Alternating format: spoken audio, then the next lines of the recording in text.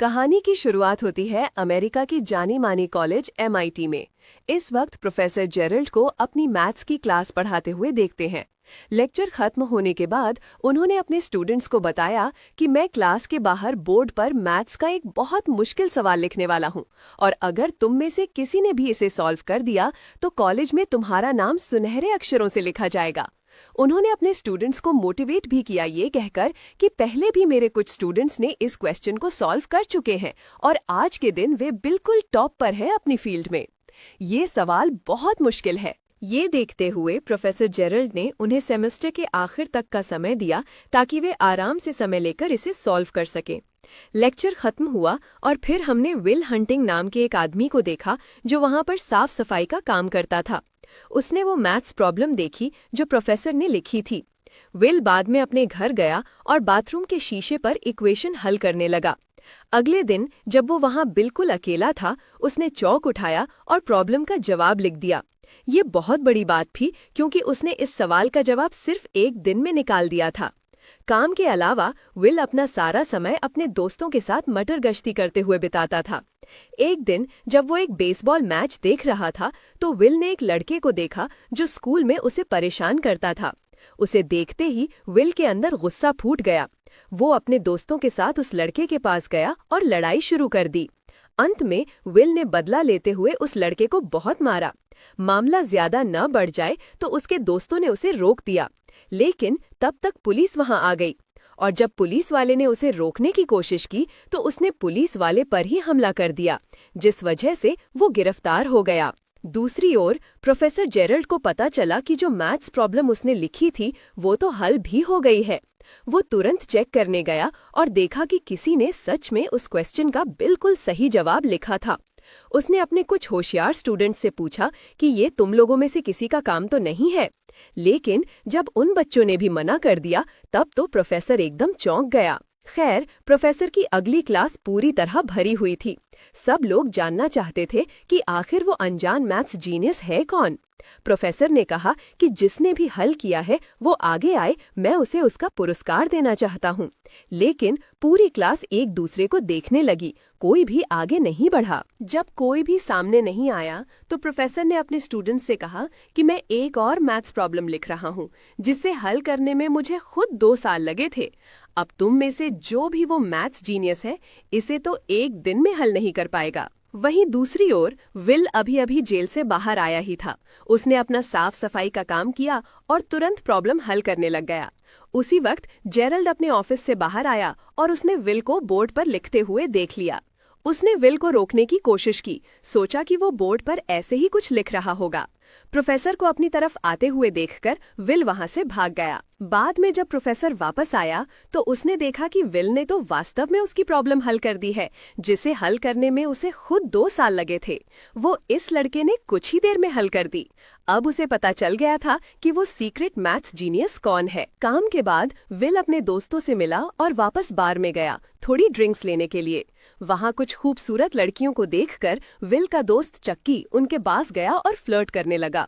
लड़कियों को इम्प्रेस करने के लिए चक्की ने ऐसे ही झूठ बोल दिया कि हाँ, मैं भी यही MIT में पढ़ता हूँ, जीनियस हूँ मैं। तभी एक आदमी बीच में बोला और पूछने लगा, तुम कौन सी क्लास में पढ़ते हो? जिसके जवाब में चक्की ने कहा, हिस्ट्री। वो लड़का समझ गया था कि ये झूठ बोल रहा है। उसने चक्की की बेइज्जती करनी शुरू कर दी और जानबूझकर उससे हिस्ट्री के टॉपिक्स पर सवाल करने लगा। बेचारे चक्की को आता जाता तो कुछ था नहीं, तो वो चुप रहा। तभी विल अपने दोस्त के लिए आगे बढ़ा और उस आदमी से बहस करनी शुरू कर दी। विल जो एक बार पढ़ लेता था कभी भूलता ही नहीं था। उसके फैक्ट्स और जबान इतनी साफ थी कि उसने उस लड़के को एकदम चुप करवा दिया। साथ ही विल ने उस लड़के की बेइज्जती की कि तूने उस किताब से पढ़ा है ना, बिल्कुल रटी रटाई बातें करता है। विल ने उसका मजाक उड़ाते हुए कहा कि हजारों डॉलर खर्च कर रहा है तू, फिर भी जब रटी रटाई बातें बोलनी है तो वो तो मैंने पब्लिक लाइब्रेरी में पढ़ी हैं। इस सब के बाद वो तिलमिलाकर वहां से चला गया। बाद में उन लड़कियों में से एक, जिसका नाम स्काइलर है, विल के पास आई और उसे अपना फोन नंबर दे दिया। विल की होशियारी देखकर स्काइलर को वो थोड़ा पसंद आ गया था और स्काइलर ने कहा कि मुझे किसी दिन फोन करना जब तुम्हारे पास टाइम हो। विल ने बाद में वो नंबर उस लड़के को भी दिखाया जो ज्यादा स्मार्ट बनने की कोशिश कर रहा था। इस बीच प्रोफेसर जेरल्ड उस सफाई करने वाले को ढूंढ रहे थे जिसने उनकी वो मुश्किल प्रॉब्लम इतनी आसानी से हल कर दी। थोड़ी पूछताछ के बाद उन्हें विल का कॉन्टैक्ट नंबर मिल गया, जिसके बाद वो सीधा विल की कोर्ट हियरिंग में पहुंच गया। उसके ऊपर एक पुलिस ऑफिसर पर हमला करने का केस लगा था। विल ने अपने आप को कोर्ट में बचाने की बहुत कोशिश की, लेकिन जज ने कहा कि तुम्हारे ऊपर पहले से चोरी और मारपीट के आरोप लगे हुए हैं। जज ने कहा कि अब मैं पुलिस से भी हाथापाई को नजरअंदाज नहीं कर सकता, और आखिरकार जज ने उसे जेल में डाल दिया, और अगर वो बेल लेना चाहता है तो $50,000 देने होंगे, यानी लगभग 44 लाख रुपए। इसी के साथ विल को जेल भेजा गया, लेकिन वहां उसकी मुलाकात प्रोफेसर जेरल्ड से हुई, जिसके पास उसके लिए एक डील थी।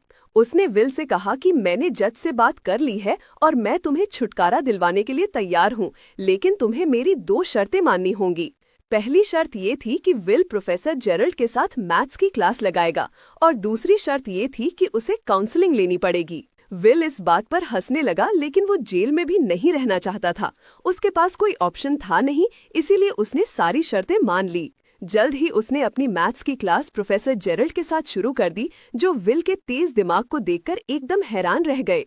अब दूसरी शर्त के हिसाब से उसे एक थेरेपिस्ट से काउंसलिंग लेनी होगी, लेकिन चाहे वो कितने भी थेरेपिस्ट के पास क्यों न चला जाए, विल खुद को उनके सामने खोलता नहीं था। ऊपर से उनका मजाक अलग से उड़ाने लगता।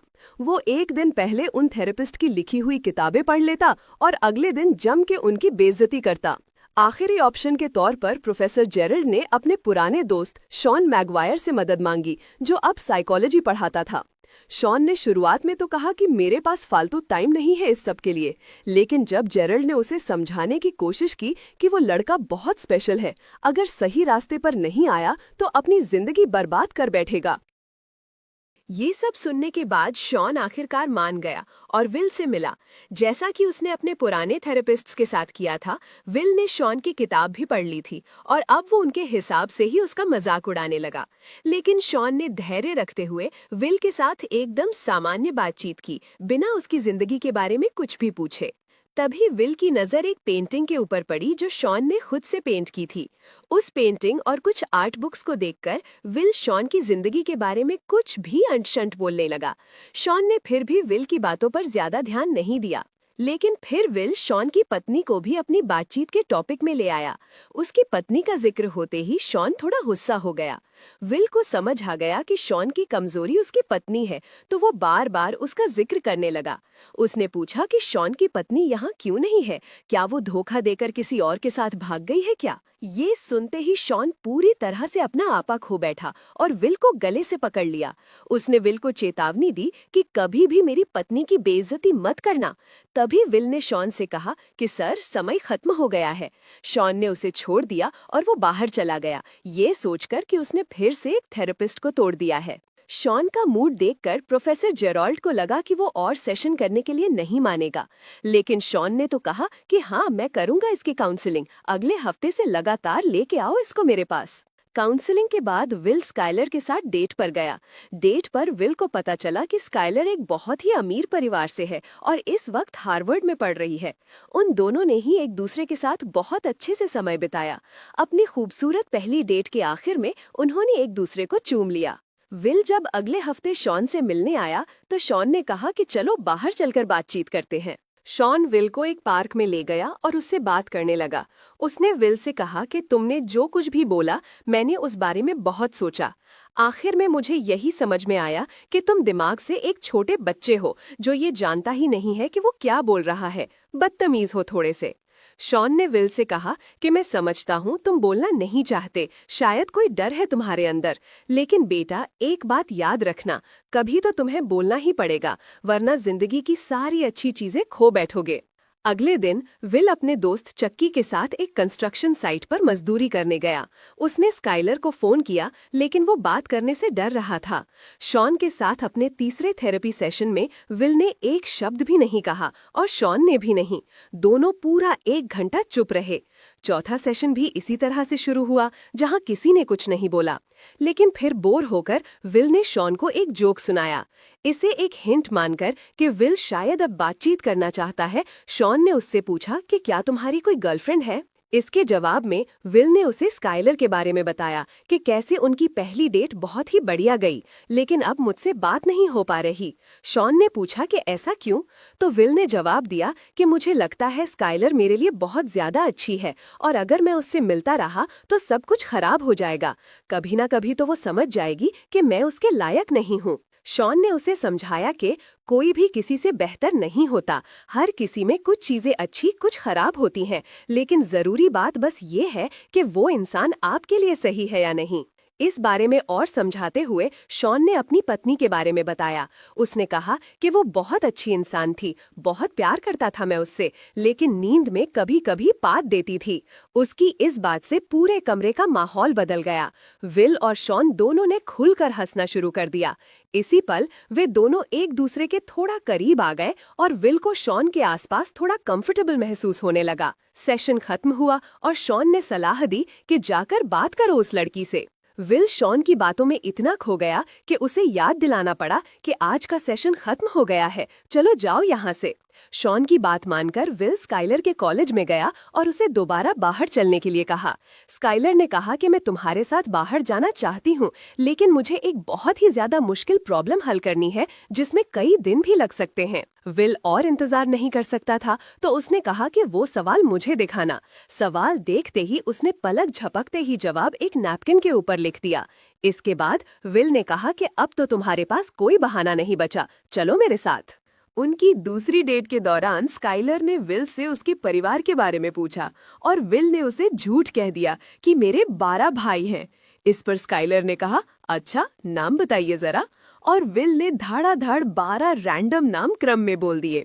स्काइलर को थोड़ा शक हुआ कि ये झूठ बोल रहा है और उसने कहा कि एक बार नाम फिर से दोहराना जरा। लेकिन अपना विल जीनियस है, उसने दोबारा उन नामों को उसी क्रम में बोल दिया। खैर, विल अपने अगले थेरेपी सेशन में शॉन से मिला और पूछा कि क्या तुम्हें कभी अपनी पत्नी से मिलने का पछतावा हुआ है, क्योंकि तुम्हारी पत्नी के मरने के बाद तो तुम बहुत ज्यादा अकेले हो गए होगे और इतना प्यार करते थे तो दुख भी ज्यादा हुआ होगा। इस सवाल के जवाब में शॉन ने उसे बताया कि कैसे वो अपनी पत्नी से मिला था। जब मैंने उसे पहली बार देखा तो वो अपने दोस्तों के साथ एक बेसबॉल गेम की टिकट लेने के लिए लाइन में इंतजार कर रही थी। वो एक बहुत ही क्लासिक मैच था। तो विल ने कहा कि तुमने वो गेम लाइव देखी थी, कितने किस्मत वाले हो यार तुम। इस पर शॉन ने बताया कि गेम तो मैंने बाद में टीवी पर ही देखी थी। मैंने अपने दोस्तों को छोड़ दिया था उस लड़की के साथ डेट पर जाने के लिए, वही लड़की जो बाद में उसकी पत्नी बनेगी। विल को बिल्कुल भी यकीन नहीं हो रहा था कि शॉन ने इतनी जबरदस्त गेम एक लड़की के साथ थोड़ा सा टाइम बिताने के लिए छोड़ दी। इस पर शॉन ने कहा कि मुझे कभी कोई पछतावा नहीं हुआ उससे मिलने का, चाहे वो मेरी जिंदगी में सिर्फ कुछ सालों के लिए ही थी, लेकिन वो साल सबसे खूबसूरत थे। खैर, बाद में स्काइलर ने विल से कहा कि तुम मुझे अपने दोस्तों और परिवार वालों से क्यों नहीं मिलवाते। विल ने अभी भी उससे अपनी जिंदगी के बारे में झूठ बोल रखा था, लेकिन वो उसे अपने दोस्तों से मिलवाने के लिए तैयार हो गया। स्काइलर, विल और उसके दोस्त एक बार में मिले और स्काइलर को उसके दोस्त काफी पसंद आए। उन सभी ने एक दूसरे के साथ बहुत अच्छे से समय बिताया। तभी प्रोफेसर जेरल्ड शॉन से विल की प्रोग्रेस के बारे में पूछने आया। शॉन ने कहा कि विल धीरे धीरे खुलना शुरू हो गया है, लेकिन अभी थोड़ा और समय वक्त लगेगा उसे पूरा कंफर्टेबल करने में। प्रोफेसर जेरल्ड ने बताया कि मैं विल के लिए एकदम टॉप की नौकरी ढूंढ रहा हूँ। इंटरव्यू तो वो बहुत प्यार से क्रैक कर लेगा, बस उसकी दिमागी समस्या प्रॉब्लम हल हो जाए, फिर उसे मैथ्स की फील्ड में अपना नाम बनाने से कोई नहीं रोक पाएगा। शॉन ने कहा कि तुम उसके बाप हो क्या, जो उसके लिए जिंदगी के फैसले ले रहे हो। जो भी वो लड़का करना चाहता है उसे करने दो, वो जीनियस है, इसका मतलब ये थोड़ी कि बस यही करना पड़ेगा, जबरदस्ती है। लेकिन प्रोफेसर ने कहा कि वो कुछ और नहीं कर सकता, मैं विल का टैलेंट बर्बाद नहीं होने दूंगा। लेकिन विल को इस तरह की नौकरी में कोई दिलचस्पी नहीं थी, इसलिए उसने अपने दोस्त चक्की को इंटरव्यू में अपनी जगह भेज दिया। एक रात अपनी जिंदगी के बारे में बात करते हुए स्काइलर ने विल से कहा कि तुम मेरे साथ कैलिफोर्निया चलोगे। स्काइलर की बात सुनकर विल घबराने लगा और बोला कि वो उसके साथ नहीं चल सकता, मेरी सारी जिंदगी यहीं पर है। स्काइलर ने उससे पूछा कि तुम मुझसे प्यार करते हो, मैं जानती हूँ, तो पूरी तरह मेरे साथ आने में इतना डरते क्यों हो और मुझे कभी कुछ सच भी नहीं बताते। उसने ये भी बताया कि मुझे पता है तुमने झूठ बोला था, तुम्हारे 12 भाई हैं। ये झूठ सामने आने पर विल अपना आपा खो बैठा। उसने कहा, क्या जानना चाहती हो तुम मेरे बारे में? अनाथ हूं मैं, माँ बाप का अता पता है नहीं। अपनी ज्यादातर जिंदगी एक परिवार से दूसरे में फुदकते हुए बिताई है। मैंने बचपन में जिस परिवार के साथ मुझे रखा गया वो मारता था, मुझे कुत्ते की तरह मारता था। स्काइलर रोने लगी और विल से कहा कि कोई बात नहीं, मैं तुम्हारे साथ हूं ना, मैं तुम्हारे साथ रहूंगी चाहे कुछ भी हो जाए। लेकिन विल ने उसे दूर कर दिया और कहा कि मुझे किसी की मदद नहीं चाहिए। विल को कहीं ना कहीं डर था कि अगर उसने किसी को पास आने दिया और फिर वो इंसान उसे छोड़कर चला गया तो वो सह नहीं पाएगा। स्काइलर ने रोते हुए कहा कि मैं तुमसे बहुत प्यार करती हूँ, कभी तुम्हें छोड़कर नहीं जाऊंगी। लेकिन विल ने झूठ कह दिया कि मैं तुमसे प्यार नहीं करता और वहां से चला गया, स्काइलर को अपने कमरे में अकेला रोते हुए छोड़कर। प्रोफेसर जेरल्ड के बहुत कहने पर विल ने आखिरकार नौकरी के लिए हाँ कह दिया। विल इंटरव्यू देने गया तो, लेकिन नौकरी लेने की कोशिश नहीं की। थेरेपी सेशन में शॉन ने उससे पूछा कि वो अपनी जिंदगी में सबसे ज्यादा किस पर भरोसा करता है। विल ने जवाब दिया, मेरे दोस्त चक्की के ऊपर। शॉन ने कहा, हाँ मैं मानता हूँ, तुम्हारा भाई जैसा दोस्त है, जान भी दे देगा तुम्हारे लिए, लेकिन दोस्तों के साथ जिंदगी तो नहीं बिताई जा सकती ना। फिर शॉन ने उससे पूछा, तो अपनी रोजी रोटी कैसे कमाओगे? इस पर विल ने कहा कि दिहाड़ी। इस पर शॉन ने विल से कहा कि तुमने सारी उम्र मजदूरी की है तो वो तुम्हारा कंफर्ट जोन बन चुका है, उससे बाहर निकलने से डर रहे हो तुम, और यही डर तुम्हें एक बेहतरीन जिंदगी जीने से रोकेगा। शॉन ने उसे ये नहीं कहा कि जेरल्ड जो तुम्हें नौकरी लेने को कह रहा है वो कर लो, बल्कि उसने विल से पूछा कि तुम अपनी जिंदगी में क्या करना चाहते हो। इस पर विल ने मजाक में कहा कि मैं तो भेड़ बकरियां चराना चाहता हूँ। ये जानकर कि विल सीरियस नहीं है, शॉन ने उसे अपने ऑफिस से निकलने को कहा। उसने कहा कि मैं अपना समय बर्बाद नहीं करना चाहता, तुम्हारे पास फालतू टाइम होगा, मेरे पास नहीं है। अगर ईमानदारी से जवाब नहीं देना तो जाओ। इस पर वो गुस्सा हो गया और शॉन पर चिल्लाने लगा। शॉन ने फिर से पूछा कि वो अपनी जिंदगी में क्या करना चाहता है। विल दोबारा वैसे ही चुप रहा, उसने जवाब नहीं दिया। शॉन ने उससे कहा, चला जा यहाँ से, जा। स्काइलर के कैलिफोर्निया जाने से पहले विल ने उसे फोन करके अलविदा कहा। स्काइलर ने आखिरी बार कहा कि मैं तुमसे प्यार करती हूँ। विल मुस्कुराया, लेकिन अपने डर की वजह से जवाब नहीं दिया। उसे अभी भी लगता था कि आखिर में तो मेरा दिल टूटना ही है। अगले दिन चक्की से बात करते हुए विल ने कहा कि मैं कोई नौकरी वोकरी नहीं लेने वाला, और अब तो स्काइलर भी चली गई। हम दोनों भाई यहीं पर कंस्ट्रक्शन का काम करेंगे और आस पड़ोस में रहेंगे आराम से। ये सुनकर चक्की ने अपने दिल की बात कही। उसने विल से कहा कि देख, 10 साल बाद मैं तो यहीं मिलूंगा, लेकिन अगर तू 10 साल बाद यहाँ मिला ना तो मुझे बहुत दुख होगा। चक्की ने कहा कि मेरा एक ही सपना है, सुबह जब मैं तुझे लेने तेरे घर जाता हूँ ना, मेरे दिल से हर रोज आवाज आती है कि काश आज ये साला यहाँ ना मिले, कुछ अच्छा कर रहा हो जिंदगी के साथ। दूसरी ओर प्रोफेसर जेरल्ड शॉन से लड़ रहा था कि आखिर वो विल को काम लेने के लिए मना क्यों नहीं पा रहा। शॉन ने कहा कि हमें विल को मजबूर नहीं करना कि अपनी जिंदगी के इतने बड़े बड़े फैसले ले, अभी उसे खुद ही नहीं पता वो क्या करना चाहता है। उसने समझाया कि विल को छोड़ दिए जाने का डर है, इसलिए वो लोगों को अपने पास नहीं आने लेता। जेरल्ड उसकी बात से सहमत नहीं था। उसने शॉन से सीधा कहा कि विल को अपनी जिंदगी बर्बाद करने मत दे, क्या अपनी तरह फेलियर बनाना चाहता है क्या उसे? इस पर शॉन ने जवाब दिया कि मैं कोई फेलियर नहीं हूँ, मैंने चुनी है ये जिंदगी, मुझे अच्छा लगता है, इतने में खुश हूँ मैं। तभी विल अंदर आया और उनकी बातचीत सुन ली। प्रोफेसर जेरल्ड कमरे से बाहर चला गया ताकि थेरेपी शुरू हो सके। शॉन के पास आज एक फाइल थी जिसमें विल के शरीर की तस्वीरें थीं, जिसमें उसके फॉस्टर फादर की मार के निशान थे। विल ने पूछा कि क्या कभी तुमने किसी बच्चे को इस तरह बेरहमी से पीटा हुआ देखा है? इस पर शॉन ने बताया कि मेरे पिता शराबी थे, बचपन से ही शराब पीकर मुझे और मेरी माँ को मारते थे। शॉन की कहानी सुनकर विल को अपने बचपन की याद आ गई। शॉन ने विल के सामने आकर कहा कि जो कुछ भी तुम्हारे साथ हुआ बेटा, वो तुम्हारी गलती नहीं थी। विल ने हामी भरते हुए सर हिलाया और शॉन बार बार कहता रहा कि ये तुम्हारी गलती नहीं थी, नहीं थी।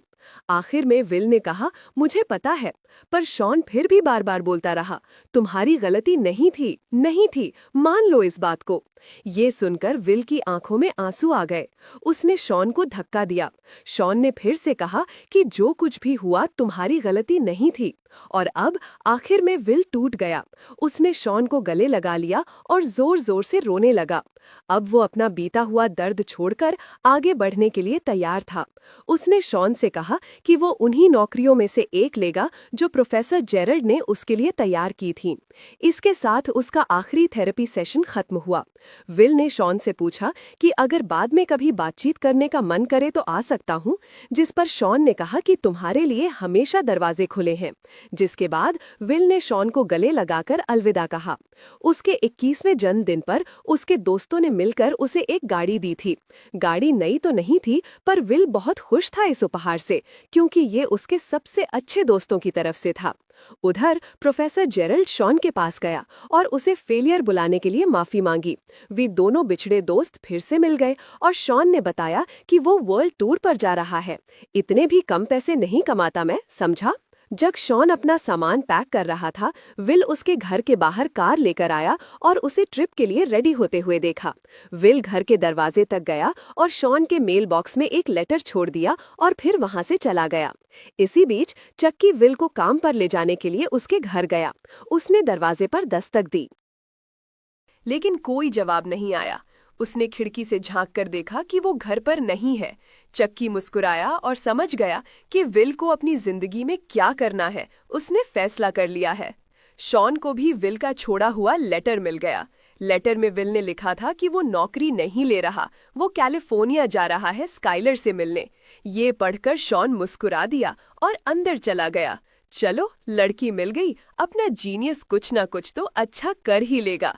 दोस्तों, ऐसी नई कहानियों के लिए सब्सक्राइब और लाइक कीजिए।